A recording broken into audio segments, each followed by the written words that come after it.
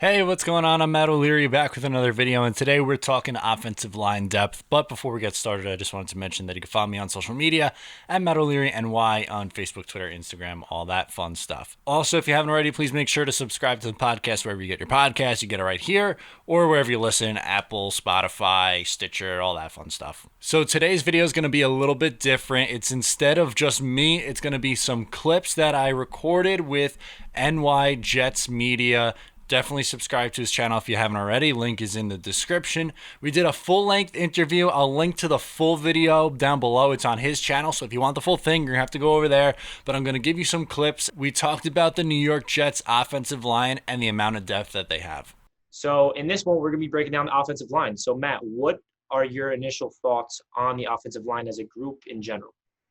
Yeah, so going into the offseason, it was definitely like one of the biggest needs on this team to improve. And I think Joe Douglas did a relatively good job of attacking that in both free agency and the draft. He added a bunch of depth.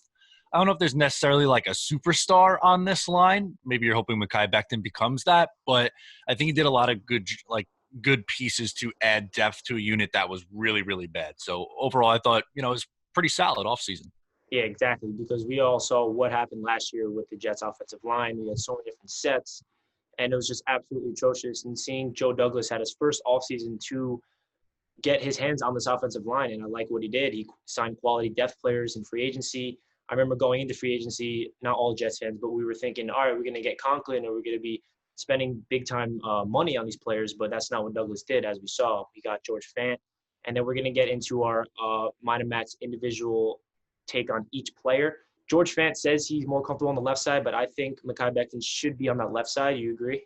Yeah, 100%. I know that Fant kind of wants to play on the left side, but when you go out and draft somebody like Becton, you don't mess around. You just plug him in on the left, and Fant could compete with Chuma Doga, I think, for the right tackle starting job. Yeah, exactly. So Mekhi Becton, getting into him, he is a massive human being, as we know. I remember when we initially drafted him, it was him or Tristan Wirfs on the board, and I didn't really know who I wanted. I just know I wanted either of them. And looking back, look at Mekhi Becton. His potential, as you know, is so high because of his. We've never seen somebody that big play that position, so it's a big question mark. But I think his rookie year, left tackles are not going to dominate immediately, as we know. So it's going to be he's going to get beat a lot of times. He's versing a lot of premium edge rushers too. So I'm hoping he can dominate in the run game, but I'm hoping he can develop into a long-term answer at that left tackle position. Do you think he's going to be that long-term answer? Yeah, I expect him to. I think the worry with Mekhi Becton is his size, but that's also one of his biggest strengths too. So he's a high ceiling player, but there is a potential for a low floor. So it's a little bit of a risky pick, but I trust Joe Douglas's judgment when it comes to offensive linemen. So I was fine with it. Realistically, going into the draft, my take was if they come away with one of the four big tackles in the draft, then it was a success. And they did just that. So it's really hard for me to complain. I like Tristan Wirfs as a prospect a lot. I also like Becton. It was kind of a toss up for me with who I really wanted. But at the end of the day, I think there are going to be some bumps in the road, especially in year one and early in his career, like we saw. Even with like DeBrickashaw Ferguson, it took him like a year or two before he got really into that Pro Bowl caliber player that we, knew him to develop into. So year one might be a little bit tricky, but I think eventually this is someone who should be a building block on the offense. Yeah, I mean, let's hope he becomes our next DeBrick, right? Yeah, absolutely. That'd make life so much easier for Yeah, Sam. really. So moving on to center, we got new guy in the free agency, Connor McGovern from the Denver Broncos. So this was one of the best signings, I think, in the free agency. So let's hear your thoughts on Connor McGovern.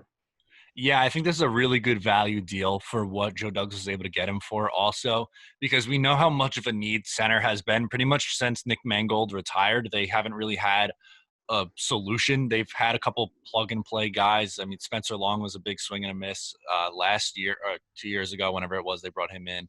And then I understand the Ryan Khalil swing. It just didn't work out at all. Um, and ultimately, they had to do something. I thought maybe they would address it in the draft, but they went out and got arguably the best center free agent on the market. I thought it was a really good move. Yeah, absolutely. Going into free agency, I knew center was the biggest need. I didn't know if we are going to get it in the draft or not. And then when we signed Connor McGovern, I realized I saw a stat where he didn't have one holding penalty all year in 2019. Did you see that? I'm pretty sure I saw Yeah, it. I did see that. He's a really steady player in terms of not producing penalties, which I think is big for this Jets team because that was one of their weaknesses last year. Exactly. And center is arguably one of the most important positions on that line because he's the center of it. He's communicating to everybody, getting everybody lined up. So it's good that we got that guy. I'm hoping because like you said, we have not had a solid center since Nick Mangold. And ever since Nick Mangold retired, this Jets offensive line has been so terrible. And I don't even want to get into the previous offensive line. So I love that signing from Joe Douglas, and so far, this offensive line definitely is a huge upgrade from last year. We'll just talk about our overall thoughts of the project. What will we project from this offensive line in 2020? Your expectations? I know we said they're average, but how is the running game going to look compared to the pass game? Which one's going to be better? Is Le'Veon going to be flourishing? Is Sam Darnold going to be getting sacked? So, like, just get into all that type of stuff if you can. Yeah, absolutely. So I definitely think Le'Veon Bell is going to be happy with the line in front of him. I mean, that line did him no favors. My thing is I don't know how much of a better season Le'Veon is going to have, not because of talent level or the line, but because of how Adam Gase uses him. I don't know if he's using him to the proper potential and what he really has. So I think that the situation around him is definitely better. I'm just curious to see how he's utilized by the coach. But ultimately, I think the run blocking game should be much, much improved. And in terms of passing, I mean, if we're giving Sam Darnold time, it's gonna make all the difference in the world because a lot of his bad decisions comes when he panicked when there was pressure in his face. We saw it all game long against the Patriots on was the Monday night game. Yeah. And he looked awful. And for whatever reason, they never adjusted. They just kept running empty sets, and there was pressure in his face the entire night, and he crumbled. And I mean, the kid, he's only 22 years old. I think people forget that sometimes when thinking about Sam Darnold. He's been in the league now going into his third year. He's just going to be 23 this year. So, I definitely think he's going to take a step forward, and a big reason for it is because of the improved offensive line play. Yeah, I agree. I think the running game for the Jets compared to the passing game, offensive line wise, will be definitely a big upgrade because Mekhi Becton's more of a run dominant type of guy. I mean, we're hoping he can develop into a pass protecting left tackle, but I feel like the one thing that worries me about this offensive line is just the way the world is right now. The whole virtual meetings. Is the offensive line going to be able to meet and gel? Because it's a lot of new names on that line. I'm pretty sure all like there's four new starters if we're including Alex Lewis. So there's four new guys on this line and they're all going to have to really gel. And the biggest component of offensive line is communication and chemistry. So hopefully they're in virtual meetings right now, like we are talking, getting to know each other and all that type of stuff. So all we can do now is hope for the best and hope there's even a season. So we both agree that the New York Jets did a bunch to improve this offensive line. They got some high-end starters in hopefully Mekhi Becton. McGovern I would consider a high-end starter. Fant is a swing on the right side. Greg Van Roten is going to be here at right guard. And you'd assume Alex Lewis at left. So essentially you're coming in with like 4 new starters. That's wild. That is completely that. I mean, just hats off to Joe Douglas.